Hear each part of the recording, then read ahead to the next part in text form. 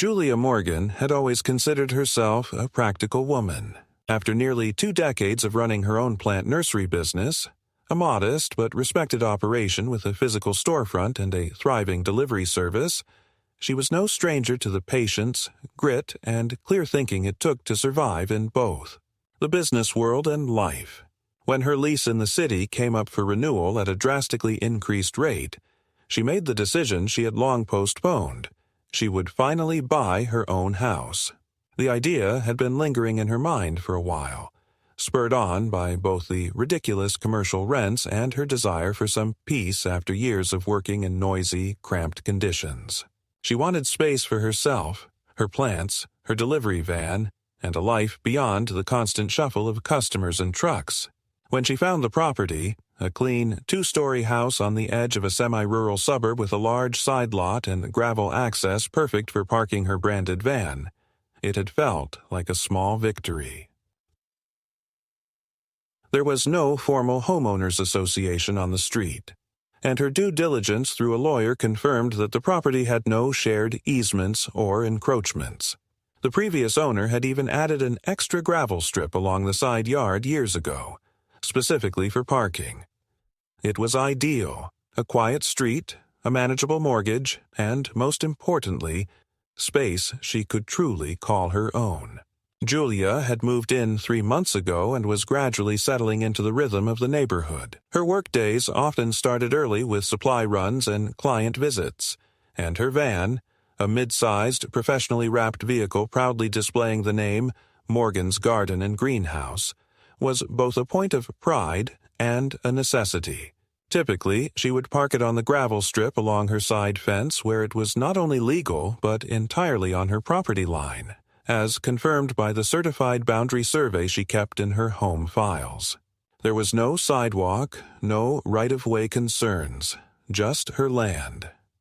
It didn't take long, however, for her to realize that some of her new neighbors viewed her van and her business with less enthusiasm. Karen Hills lived directly across the street. In her mid-50s, impeccably dressed even on weekdays, Karen carried herself with the air of someone used to being in control of her surroundings. She was known in the neighborhood as one of the unofficial leaders of the street, a person who organized potlucks, coordinated bulk trash pickups, and seemed to keep a mental ledger of who complied with her vision of community order and who didn't.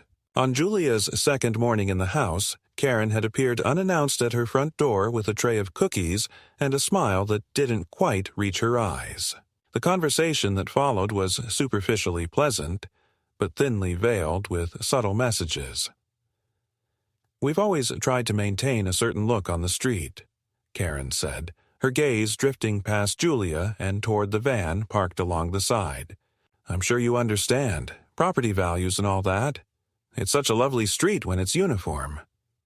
Julia, who was neither naive nor particularly sensitive to thinly veiled condescension, kept her response polite but firm. "Of course. Oh, I've checked, and this is my property line. It's where I'll be parking." Karen had nodded, lips tight. "Well, I'm sure you'll find that we have a very close-knit group here. We like to keep everything harmonious." For the next couple of weeks, Julia noticed little things: Karen watching from her window when she arrived home, a couple of other neighbors giving her tight smiles instead of friendly waves. But she didn't dwell on it. She had a business to run, orders to fill, and a backlog of plants to repot for the upcoming spring sales. The van stayed where it was meant to be, parked on her property. Then came the first real sign that Karen's dissatisfaction was more than just a private grumble. One morning, Julia returned from an early delivery route to find several flyers taped to telephone poles along the street. "Please, help keep our street beautiful. Avoid parking commercial vehicles in the neighborhood." The flyers were unsigned, but clearly new, printed on good quality paper with a photo of a generic delivery van. Not hers specifically, but the message was obvious. Julia chose to ignore it at first. Passive-aggressive flyers were a nuisance, not a legal argument. But within a few days, she began noticing more tangible forms of pushback. The gravel where she parked her van had been disturbed one night, as if someone had raked it unevenly. A section of drainage pipe along her side fence, which had been fine the day before, was now dented and dislodged. These incidents were minor on the surface, but they made the message clear. She wasn't welcome to use her own property as she intended. She wasn't about to back down. Julia called her real estate lawyer, David Chen, and scheduled a review of her property records. They went over her title, the recorded plat map, and the most recent survey. Everything was clear. No easements, no restrictions, no clauses limiting the use of her lot for parking. Satisfied, she asked David to draft a formal letter affirming her property rights should the need arise. But it wasn't long before the situation escalated further. One morning, as she pulled up to her house, she found that someone had placed several orange construction stakes and a temporary sign reading, "Private Pedestrian Easement. No Parking," directly on her gravel strip. There had been no notice, no public work orders posted, nothing official about it. It was a fabricated attempt to intimidate her, plain and simple. Julia calmly removed the stakes and stored them in her garage, documenting everything with photos. Then she emailed David again, this time asking him to notify the street's informal neighborhood listserv of her legal standing, in case misinformation was spreading. A few days after that, the harassment became unmistakably targeted. Julia came out one morning to find her van's tires slashed. The cuts were clean, deliberate, not road damage or accident. This time, she called the local police and filed a report. She didn't accuse anyone by name, but the context was clear enough to the responding officer. He took her statement, advised her to install temporary security cameras if possible, and logged the incident. Even so, Julia made a conscious decision not to engage directly with Karen or any of the other neighbors she suspected might be involved. Instead, she continued documenting each incident and kept her lawyer updated. David suggested they hold off on filing any formal legal action for the moment, but assured her they had a solid foundation if the situation worsened. Meanwhile, Karen maintained her usual brittle civility. She still greeted Julia with a tight smile when their paths crossed, still hosted small gatherings across the street where Julia could see her gesturing animatedly to groups of neighbors, though no one approached Julia directly to complain. The tension was growing beneath the surface, simmering without boiling over. For Julia, the strain was manageable. She was accustomed to adversity. Running a small business required resilience. But the personal nature of the harassment wore on her in subtle ways. The home she had purchased as a sanctuary from the pressures of city life was becoming a battleground for petty neighborhood politics. And while she had no intention of capitulating, she also recognized that escalation had to be handled carefully. Still, she was not prepared for what would come next. The real turning point was yet to arrive. One that would not only shift the dynamic entirely, but put Karen in a position she clearly had never anticipated. And when it happened, it would be a moment Julia would remember with no small degree of satisfaction. Julia's instinct told her the situation with Karen would not simply fade into the background. She had lived long enough and run her business long enough to know that people like Karen, once they began a campaign of passive-aggressive signaling, rarely stopped of their own accord. In the days following the slashing of her van's tires, the street was quiet, almost unnaturally so. Karen remained visibly civil in public, greeting neighbors, waving at delivery trucks, walking her small spaniel in front of Julia's property as though nothing had changed. And yet, there was a distinct undercurrent of unease in the air whenever Julia pulled her van into its parking space or watered the plants along her front path. For her part, Julia remained deliberate in her choices. She had the tires replaced, installed a discreet temporary security camera focused on the side parking strip, and updated her lawyer, David, after each development. She avoided directly engaging Karen or any other neighbor, preferring to allow facts and legal boundaries to do the work. The thought of confronting Karen held no appeal. Julia had no desire to fuel further drama or give Karen ammunition for a new narrative to spread among the neighbors.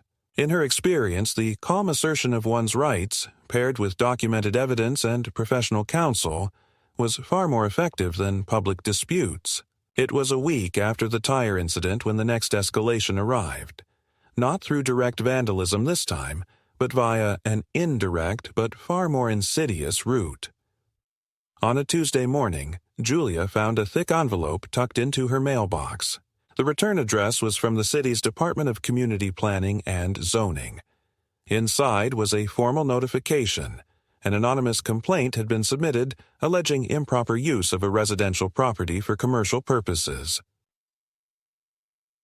The complaint claimed that Julia was running an unlicensed plant distribution center from her home, and that her van constituted a violation of local zoning restrictions.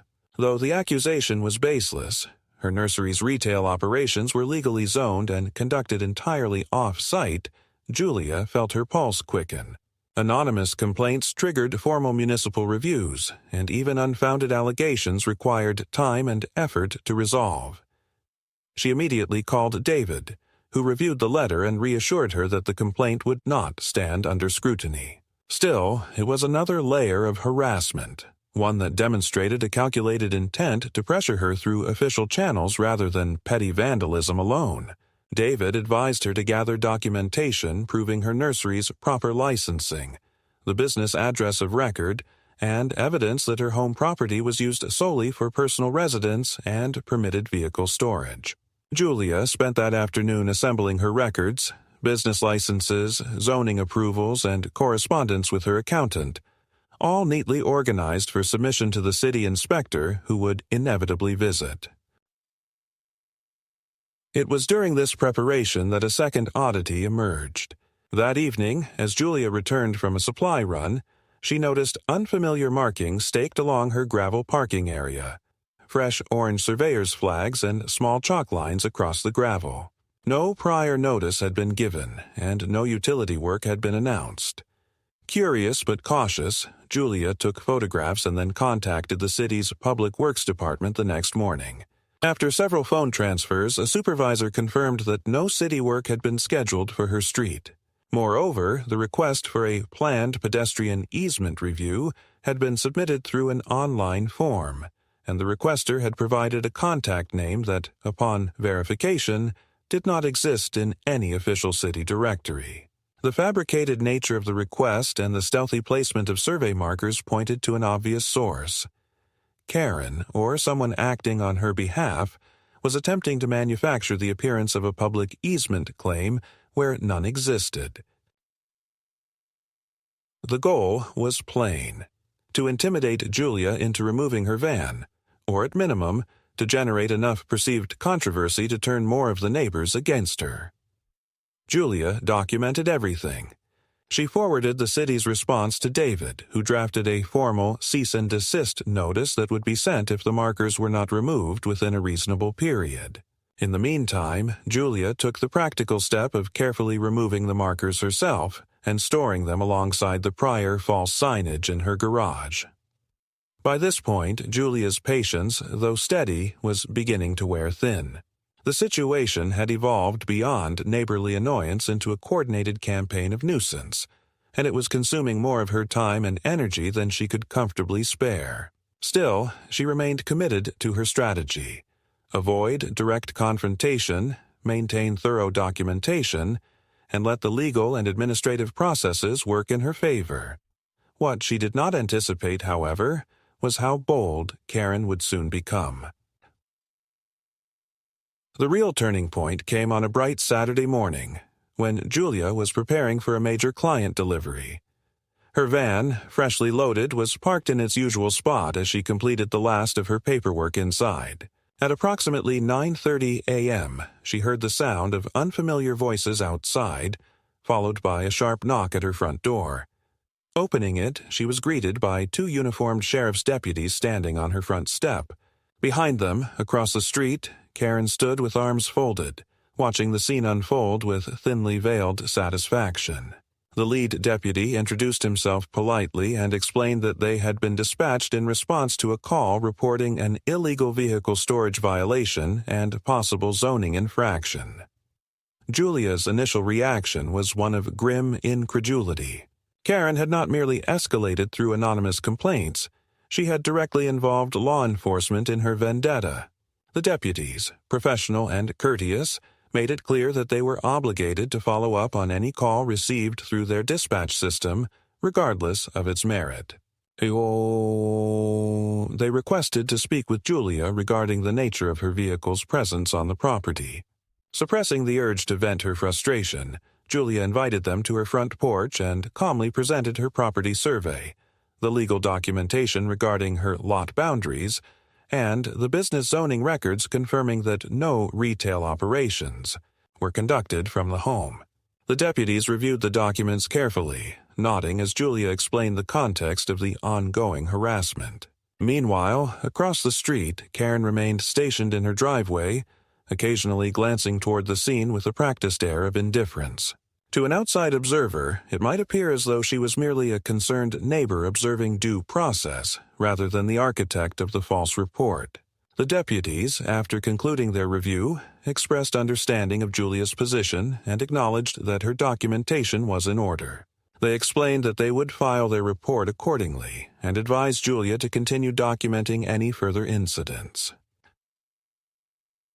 One of them, in a more candid moment, remarked that this type of neighbor dispute, fueled by personal grievances, was unfortunately all too common in certain communities. As the deputies prepared to leave, a new vehicle pulled into Julia's driveway, a sleek black SUV driven by none other than her son, Alex Morgan. Julia's pulse steadied at the sight of him. Though Alex was off-duty and dressed in civilian clothes, he carried himself with the calm authority that came from his role as sheriff of the county. He had arrived by coincidence, planning to take his mother to brunch as they often did on weekends. But as he stepped from his vehicle and assessed the situation, it was clear that the sight of two deputies conversing with his mother outside her own home immediately sharpened his attention. He approached with measured steps, introduced himself to the deputies, and calmly inquired about the nature of the call. Recognition flickered in the deputies' expressions as they connected Alex's name to his position. Their tone remained professional, but there was an added layer of respect as they explained the details of the dispatch and Julia's thorough response. Across the street, Karen's expression shifted noticeably. Her previously composed demeanor faltered, her eyes narrowing as she realized that Julia's ordinary son was, in fact, the sheriff. The irony of the situation was not lost on Julia. For weeks, Karen had operated under the assumption that her campaign of pressure would go unchecked. Now, in full view of the neighborhood, she watched her carefully constructed narrative unravel before the very authority she had tried to exploit. Alex listened attentively to the deputy's summary, then nodded and assured them that the matter was clearly without cause. The deputies, satisfied that no further action was required, departed amicably, leaving Julia and Alex standing in the driveway. As they entered the house, Alex placed a reassuring hand on his mother's shoulder. "You've handled this exactly right," he said quietly. "She's overplayed her hand now. Let the process take care of the rest." For Julia, the encounter reinforced her resolve. The battle was far from over, but the balance had shifted.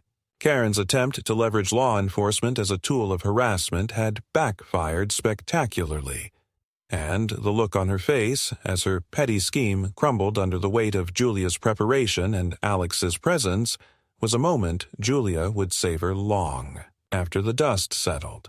If Julia had hoped that the arrival of the sheriff's deputies, the professional way they handled the false call, and the unexpected presence of her son Alex might put an end to Karen's campaign, she was quickly disabused of the notion. For a few days, the street settled into an uneasy calm. Karen made no further overt moves, at least none that could be immediately observed, and the tension seemed to hang dormant in the air, as though waiting for an opportunity to flare once more. But the nature of people like Karen was not to concede defeat so easily, and as Julia continued to go about her business, delivering orders, tending to her garden, and parking her van precisely where she was entitled to, she could almost sense the undercurrents of resentment gathering strength across the street.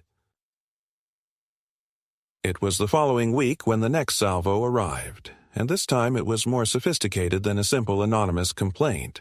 Julia returned home late one evening after making a large delivery to a local corporate client, pleased to have landed a new contract. The van was nearly empty now, save for a few residual supplies. She parked it as usual along the gravel strip, which by this point had become a small battleground in its own right. The following morning, she awoke early as was her routine, poured a cup of coffee and stepped outside to retrieve the newspaper, only to stop short at the sight of a notice taped to the side of her van. It was a professionally printed sticker, laminated against weather, bearing the official seal of the city's Code Enforcement Division. In bold letters it declared, "Notice of Violation. Unauthorized commercial vehicle storage. Immediate compliance required." The sticker was not handwritten, not a casual prank. It looked official in every respect save for one glaring detail. Julia had never received any citation notice by mail, as required by due process, and the sticker's contact number did not match any listed number for the Code Enforcement Office. Julia's first impulse was not panic, but analysis. She carefully removed the sticker and examined it closely, then cross-referenced the number against public records. As suspected, it was a fabricated line, either a burner number or a misdirection. Someone had gone to considerable effort to produce a counterfeit notice that would appear legitimate to any casual observer, or even to a less experienced property owner who might take it at face value and voluntarily comply. But Julia was neither inexperienced nor easily intimidated. She documented the sticker thoroughly, photographs from multiple angles, close-ups of the seal and text, and sent them immediately to David. Within hours, David replied, confirming that he had contacted the actual Code Enforcement Office and that no such citation had been issued for Julia's property. Furthermore, the city attorney's office was now aware of the fraudulent use of its seal, a serious matter that carried potential legal consequences. That evening, while reviewing her outdoor camera footage, Julia spotted something equally disturbing. Just after 1 a.m. the previous night, a figure had approached her van under cover of darkness. The individual wore a hooded sweatshirt and gloves, moved with deliberate caution, and spent several minutes affixing the sticker before disappearing back toward the street. The resolution of the temporary camera wasn't high enough to make a positive identification, but the posture and gait were suggestively familiar. Julia couldn't prove it conclusively, but everything in her gut told her that Karen, or someone acting at her behest, had orchestrated this stunt. David recommended that she escalate the matter officially. He filed a formal report with the city attorney regarding the counterfeit notice and advised Julia to lodge a police report as well.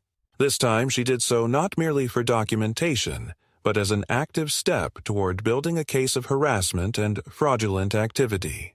When the responding officer arrived, a different deputy this time, he reviewed the footage and the sticker documentation, took a formal statement, and noted that the pattern of incidents was clearly escalating. He promised that the department would add extra patrols to the area, a small comfort, but a welcome one nonetheless. Yet even as Julia took these proper legal steps, Karen shifted tactics once more, opting to leverage influence through yet another avenue, this time through municipal bureaucracy. 2 days after filing her police report, Julia received a certified letter from the county tax assessor's office. The letter stated that an anonymous inquiry had triggered a review of her property's classification for tax purposes. Specifically, the letter alleged that her property might be subject to a higher commercial tax rate based on observed activity and vehicle presence. Julia could almost laugh at the audacity of it. Karen was now attempting to weaponize the tax code against her. But beneath the humor lay the sobering reality that these attacks were not random acts of mischief. They were part of an intentional, escalating strategy designed to harass her into compliance or drive her from the neighborhood entirely. She immediately contacted David, who guided her through the process of responding to the inquiry. They prepared a comprehensive rebuttal, complete with zoning maps, the original residential classification documents, and statements from her accountant confirming that her business's taxable operations were entirely off-site. Still, the process was time-consuming and stressful, another deliberate inconvenience engineered to wear her down. But the true test of Julia's resilience, and the clearest signal yet of how far Karen was willing to go, came just a few days later in the form of a brazen act that crossed from nuisance into outright sabotage. On a crisp morning, Julia emerged from her home to begin loading her van for another delivery, only to find that her vehicle's rear doors had been tampered with. The locks were jammed with an unidentifiable resin, likely an industrial adhesive, and the handle mechanism was damaged beyond casual repair. Someone had deliberately sabotaged her ability to access the van's cargo area, an act that would not only delay her business operations, but potentially cost her a lucrative client if she couldn't make her scheduled deliveries. This time, Julia did not hesitate. She called the police and filed a formal vandalism report, explicitly connecting it to the pattern of prior incidents.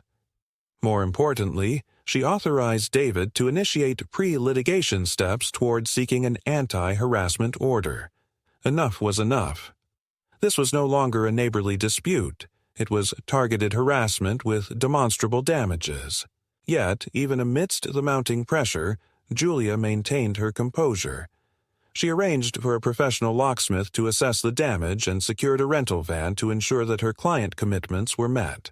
Word of the latest incident, unsurprisingly, began circulating among the neighbors. Some remained neutral, avoiding eye contact or conversation, while a few others began to distance themselves visibly from Karen, sensing that the situation was spinning out of control. Karen herself remained publicly aloof, her interactions with others marked by an almost exaggerated display of normalcy.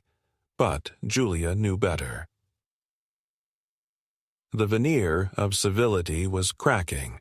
Karen had overreached, and each subsequent act only strengthened Julia's position both legally and in the court of public opinion. And through it all, Julia never allowed herself to be baited into confrontation. She understood that the long game favored those who acted with discipline, who let the system work on their behalf. With each new escalation, she documented meticulously, consulted with David, and fortified her position. The battle for her property rights had entered a new phase, and Julia was prepared to see it through. What Karen failed to grasp, what she would soon learn to her lasting regret, was that beneath Julia's quiet demeanor lay a core of steel forged through years of running a business, navigating bureaucracy, and standing her ground in far more challenging arenas. This was her home, her life, and she was not about to surrender it to the petty ambitions of a self-appointed neighborhood enforcer. By the time the locksmith had repaired the damage to her van and Julia had resumed her business operations, she was no longer under any illusions about the depth of Karen's determination.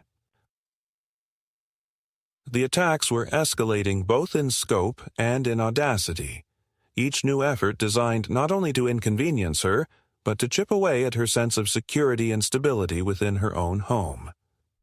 But if Karen had intended to exhaust her resolve, she had miscalculated.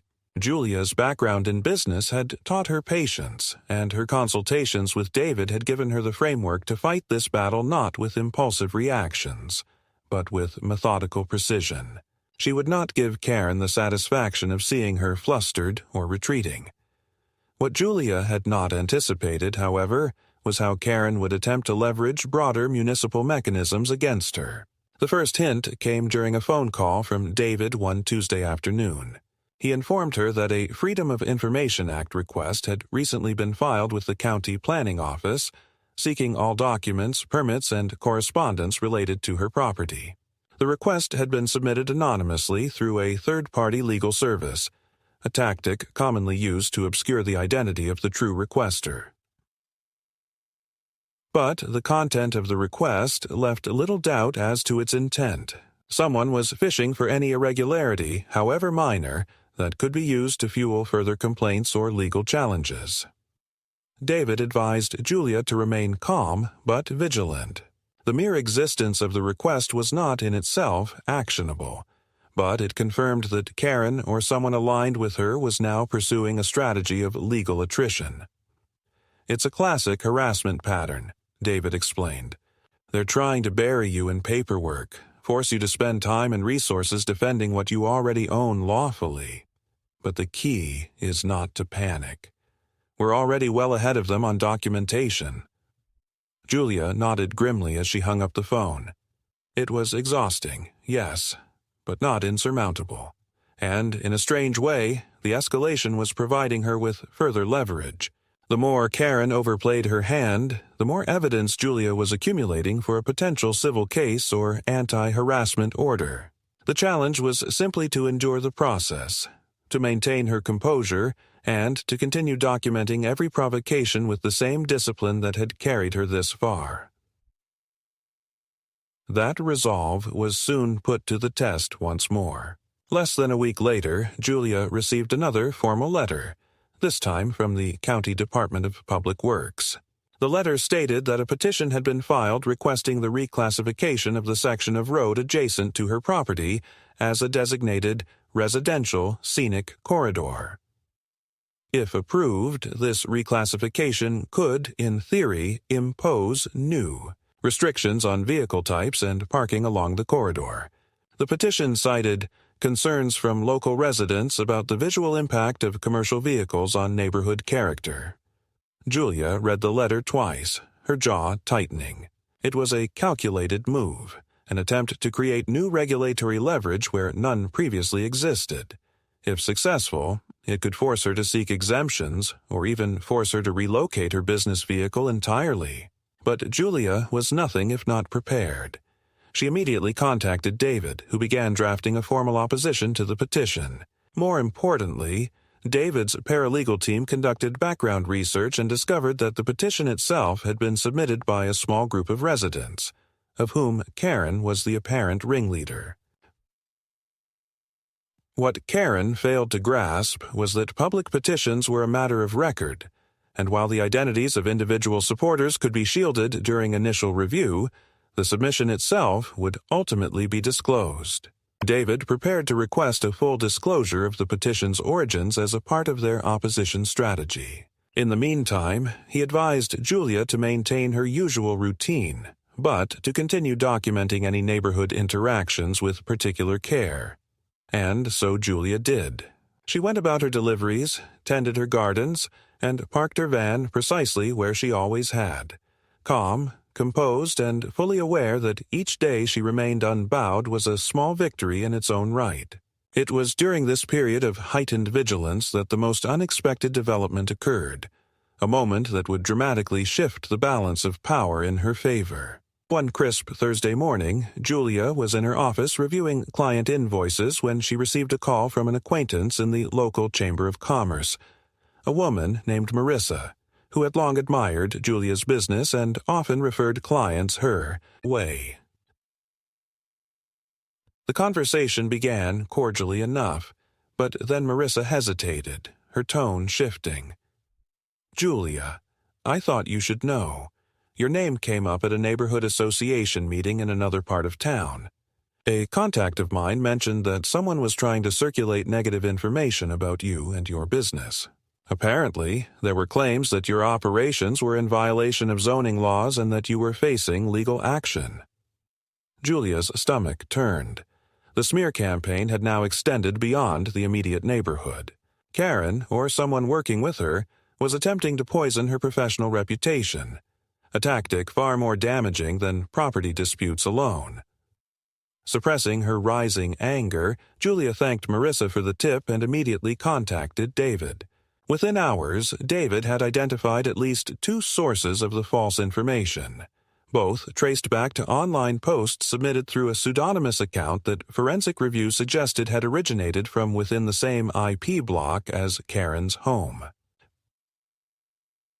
This was the turning point Julia had been waiting for. The pattern of harassment was no longer limited to her property or municipal channels.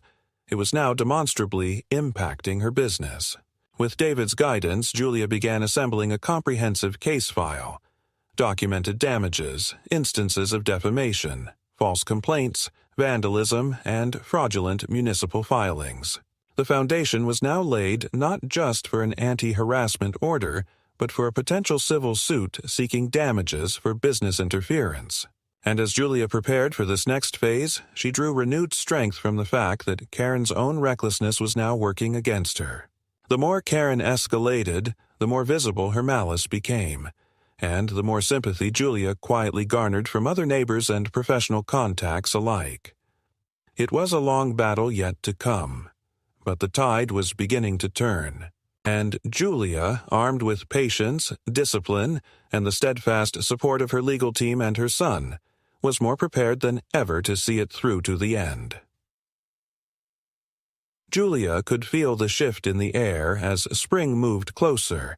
The sharpness of winter had begun to fade, replaced by softer mornings, budding trees, and the subtle urgency of a new season in her business. Orders were increasing, clients were calling, and her days were becoming longer again as she prepared for the annual surge of landscaping and residential projects that always accompanied the warmer months. But even as her professional life accelerated, the shadow cast by Karen's campaign of harassment grew darker, more insidious. It was no longer about simple neighborhood disputes over parking or aesthetics. Now, Karen had made it personal, extending her attacks beyond the borders of the street and into the sphere of Julia's livelihood. The false petition, the fabricated zoning violations, the deliberate vandalism, all of it had laid bare a truth Julia could no longer ignore. Karen would not stop until she had either forced Julia to submit or driven her from the neighborhood. Entirely. Yet, if Karen thought these tactics would intimidate Julia into retreat, she was mistaken. The escalation only strengthened Julia's resolve. Each new attack was meticulously documented, added to the growing case file that David and his team were assembling. They had reached a critical threshold now. The smear campaign that had reached the Chamber of Commerce had opened the door to actionable claims for defamation and business interference. Serious legal grounds that carried both civil penalties and the potential to publicly discredit Karen's entire strategy. David's advice was clear. Maintain composure, stay within the boundaries of the law, and let Karen continue to dig her own hole. But if Julia had learned anything over the past months, it was that Karen was both relentless and resourceful. When direct attacks failed, she shifted tactics, always probing for new angles. And so it was, one morning in mid-March, that Julia discovered yet another layer to the battle unfolding around her. She had just completed an early delivery run and returned home to find a small stack of envelopes in her mailbox. Among them was an unfamiliar letter bearing the logo of her homeowner's insurance company. The letter was curt and bureaucratic. Due to multiple reports of unsafe property usage and potential code violations, her policy was now flagged for review and possible rate adjustment pending a formal inspection. Julia's breath caught. She had never filed a claim, never missed a payment, and her property maintenance was impeccable. Yet here it was, another manufactured threat, this time aimed at one of the most fundamental supports of homeownership. She wasted no time, calling her insurance agent directly. The agent, professional but clearly uncomfortable, confirmed that several anonymous tips had been submitted via the company's public reporting channel. The tips referenced alleged commercial activity, unregulated chemical storage, and vehicle hazards on the property. It was ludicrous. Julia's plant treatments were strictly organic, her van was properly insured and maintained, and her home complied with all relevant codes. But the mere existence of the tips forced the company to initiate a review, a process that could potentially result in higher premiums or, in the worst case, policy cancellation. Julia kept her voice calm as she asked the agent if there was any record of the origin of these tips. The agent hesitated, then explained that the submissions were anonymized but traced through an IP address associated with a local property management firm, one where, as Julia well knew, Karen held a senior position. This revelation changed everything. It provided a direct link between Karen and the harassment campaign, not merely circumstantial, but tangible, verifiable evidence. Julia immediately relayed the information to David, who responded with uncharacteristic urgency. They now had grounds to demand discovery of records, to subpoena digital correspondence, and to formally expose Karen's role in what had become an orchestrated campaign of malice. "She's crossed a legal line," David said firmly. "This is no longer about neighborhood grievances. This is a coordinated attack on your livelihood and your ability to maintain your home." But as Julia prepared to take the next legal steps, Karen escalated yet again, this time with a maneuver that tested even Julia's seasoned patience. 2 weeks later, Julia returned home one evening to find a city work crew partially blocking her driveway. A small backhoe had dug a shallow trench along the edge of her property, ostensibly for sidewalk repairs that had never been requested or scheduled. A temporary sign stood awkwardly in the trench. "Pedestrian improvements in progress. No vehicle access." Julia parked at the curb, heart pounding, and approached the foreman. After some initial confusion, it became clear that the crew had been dispatched in response to a work order submitted through the city's online request portal. The order had been made under Julia's name, complete with her property address and forged authorization. The foreman, clearly uncomfortable, agreed to halt the work pending clarification. Julia documented everything: photos of the trench, the sign, the equipment, and contacted David immediately. Within hours, he had filed a formal complaint with the city attorney's office. A preliminary investigation quickly confirmed that the work order had been submitted from a public IP address associated with the same property management firm linked to the insurance tips. The pattern of abuse was now undeniable. Karen had resorted to impersonation, fraud, and property damage in her campaign of harassment. Yet even in the face of this blatant escalation, Julia remained disciplined. With David's guidance, she refrained from direct confrontation, focusing instead on fortifying her legal position. The case file now included documented evidence of forgery, defamation, digital harassment, vandalism, and fraudulent municipal filings, more than enough to support both a civil suit and a petition for a permanent anti-harassment injunction. And as if to punctuate this phase of the battle, another symbolic moment arrived. One morning, shortly after the trench incident, Julia noticed a subtle shift in the neighborhood's atmosphere. A pair of neighbors who had previously avoided her now offered polite greetings as she worked in her garden. Another left a small basket of fresh herbs on her porch with a simple note: "Hang in there. You're doing the right thing." Word had spread. Karen's campaign, once conducted in the shadows, was now exposed to the light of public scrutiny. And the more her actions became known, the more support Julia quietly gained from those who valued integrity over petty vendettas.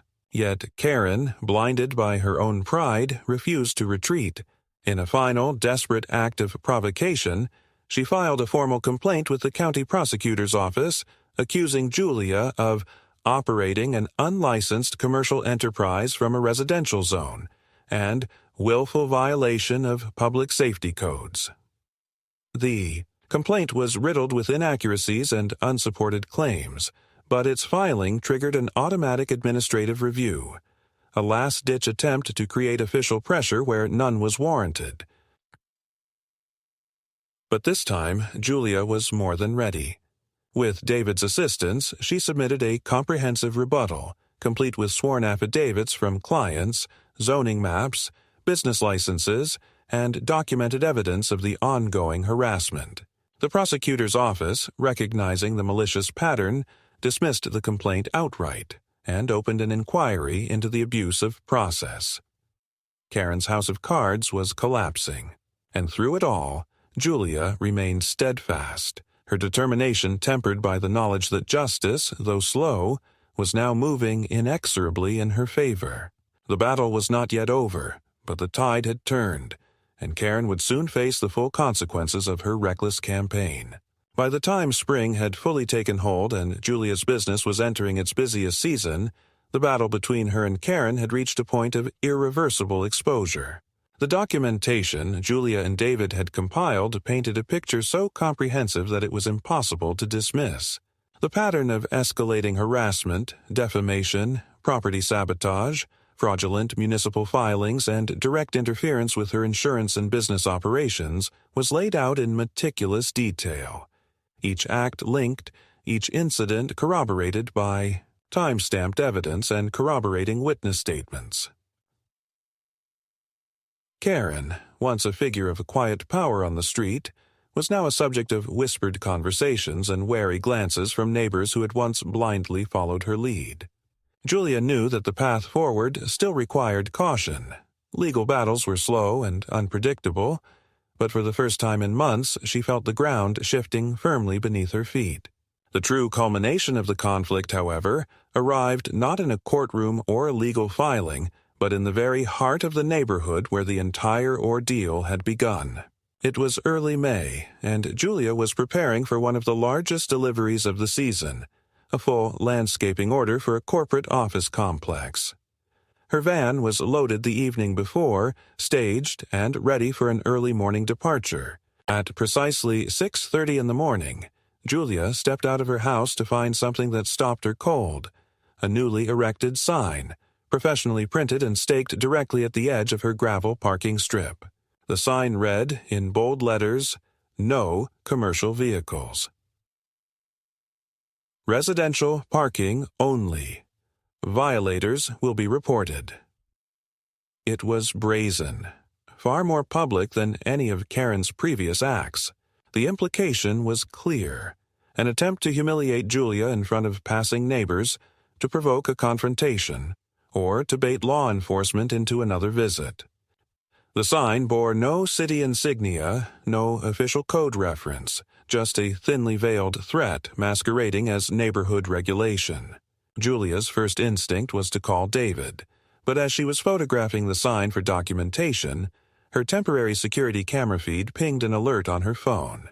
Curious, she opened the feed to discover that the camera had captured footage of the sign's placement. Around 2:30 that morning, Karen herself had emerged from her home with a small cart, carefully positioning the sign under cover of darkness. The video showed her adjusting the sign multiple times, ensuring it was squarely visible from the street. Julia's pulse remained steady. This time, Karen had handed her irrefutable evidence, not just of harassment, but of trespass and willful public misrepresentation. David's response was swift. Within hours, he prepared a formal demand letter to Karen, copied to the county prosecutor and local police department, advising her to remove the sign immediately and warning of impending legal action if further incidents occurred. But Karen, emboldened by months of unchecked hostility, chose defiance. Instead of removing the sign, she escalated again, placing an anonymous call to the sheriff's department, claiming that an unauthorized commercial vehicle was now in violation of local codes and demanding immediate enforcement. This time, the deputy on duty was not some unfamiliar face, but one who had already been briefed on the ongoing case by the department's legal liaison. And, as fate would have it, word of the call reached Alex as well. When the patrol car arrived mid-morning, Julia was in her front yard tending to her planters, fully aware of what was about to unfold. Across the street, Karen stood on her porch, arms folded, watching expectantly. But her anticipation quickly soured when a second vehicle, a sleek Black County SUV, pulled up behind the patrol car, and Alex stepped out, uniformed, calm, and visibly in command of the situation. The deputy, a young officer, approached Julia first, already apologetic. Ms. Morgan, we received a complaint, but I can see this isn't an enforcement situation. Julia simply nodded and handed over the formal letter from David, detailing the pending civil action and the falsehood of the claims against her. Alex, meanwhile, approached the patrol car, exchanging a quiet word with the deputy before crossing the street to Karen's property. His posture was professional but unmistakably firm. With the entire street as a silent audience, he addressed Karen clearly enough for anyone nearby to hear. Ms. Hills, we are fully aware of the ongoing legal matters involving your actions. I would advise you to cease filing false reports and to remove that sign immediately. Continuing this behavior will subject you to additional penalties under both civil and criminal statutes. Karen's reaction was a study in unraveling composure. For a long moment she said nothing, her mouth working silently as though searching for some retort. When she finally spoke, her voice was brittle with indignation. I was only trying to uphold community standards. Alex's expression did not change. Community standards do not override the law, nor do they give you license to harass, vandalize, or defame your neighbors. You've been warned. And with that, he returned to Julia's driveway, the deputy following to formally close the call with no action taken. Across the street, Karen's once masked hostility was now laid bare, her face flushed with frustration as she retreated into her house without another word. For Julia, the moment was more than just personal vindication. It was a turning point, a public, undeniable statement that Karen's reign of intimidation was over. Word spread quickly through the street. Neighbors who had once remained silent now spoke more openly, expressing quiet support, sharing their own stories of past grievances with Karen's high-handed tactics. And though Julia remained cautious, knowing that legal processes would still take time to resolve, she allowed herself a rare moment of satisfaction. The official legal actions moved swiftly in the aftermath. Within weeks, David filed a comprehensive civil suit against Karen, seeking damages for defamation, harassment, and business interference. The county prosecutor, having reviewed the case file, initiated an inquiry into potential criminal charges related to fraud and misuse of public resources. The insurance company, once wary, now moved to clear Julia's record entirely, acknowledging the false nature of the complaints lodged against her. And perhaps most telling of all, Karen's carefully cultivated influence within the neighborhood collapsed almost overnight. Attendance at her once regular gatherings dwindled to nothing. Casual conversations on the street shifted tone, and polite but deliberate distances were maintained. She had crossed too many lines, burned too many bridges. Her actions, once cloaked in the guise of civic concern, now stood exposed for all to see. For Julia, the victory was not about triumphing over a neighbor, but about reclaiming the peace and dignity she had sought when she purchased her home. The road had been long, exhausting, and often demoralizing, but through patience, discipline, and an unwavering commitment to the truth, she had prevailed. And in doing so, she had not only safeguarded her own rights, but had quietly reminded an entire community of the importance of standing firm in the face of injustice.